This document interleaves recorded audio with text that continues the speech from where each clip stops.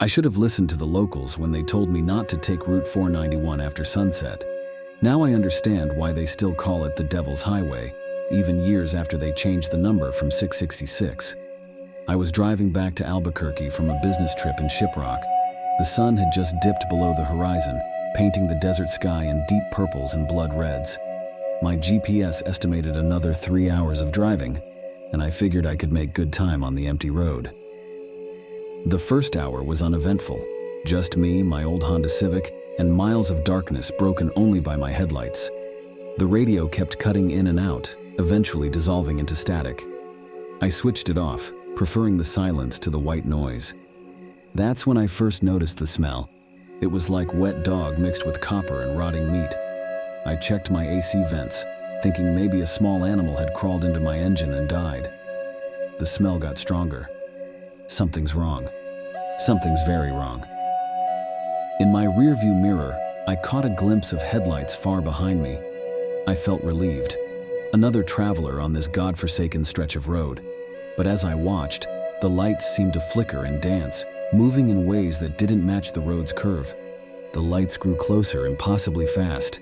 I pressed down on the accelerator, my speedometer climbing past 80, then 90. The lights kept pace. In the mirror, they no longer looked like headlights. They were more like eyes, glowing an unnatural yellow-green. Then I saw it clearly in my mirror. It was running on all fours, keeping pace with my car. Its body was wrong, too tall, too lean, like a human body had been stretched and twisted. Its skin was hairless, gray, and seemed to ripple in the moonlight. The face was like a coyote's skull wrapped in transparent skin, with those glowing eyes fixed directly on me. "Jesus Christ!" I screamed, swerving slightly as it drew closer. It matched my movements perfectly, running alongside my car now. I could hear its feet hitting the asphalt. Tap, tap, tap. Impossibly fast, impossibly rhythmic. The smell was overwhelming. Then it spoke. "Pull over," it said, in a voice that sounded like several people talking at once, some of them children. "Your car's broken down. Let me help you." The voice came from everywhere. Outside the car, through my radio static, inside my head. "Don't look at it, don't stop, don't listen." I remembered the old Navajo woman at the gas station in Shiprock, how she had pressed a small leather pouch into my hand. "Protection," she had said, "from those who walk in both worlds." I had tucked it into my glove compartment, more to be polite than anything else. The thing outside my window spoke again, this time in my dead mother's voice. "Sweetheart, please stop. I've missed you so much."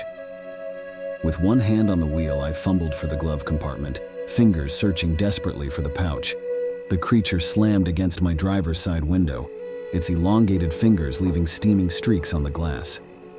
My hands closed around the leather pouch, just as the thing's face pressed against my window. Its jaw unhinged, revealing rows of needle-like teeth, and the skin of its face split open like a blooming flower. I threw the pouch at the window and screamed the prayer the old woman had taught me. The creature recoiled as if struck, its shriek drowning out even the sound of my engine. The smell of burning flesh filled the car. When I looked again, the road was empty. I drove the rest of the way to Albuquerque with all my lights on, doing 95 the whole way. I didn't stop until I was in my driveway, hands shaking so badly I could barely turn off the engine. The next morning, I found deep scratches in my car's paint, and a handprint burned into my driver's side window. But the strangest thing was the note tucked under my windshield wiper, written in perfect cursive. "Next time, take the interstate. Some roads belong to the old ones after dark."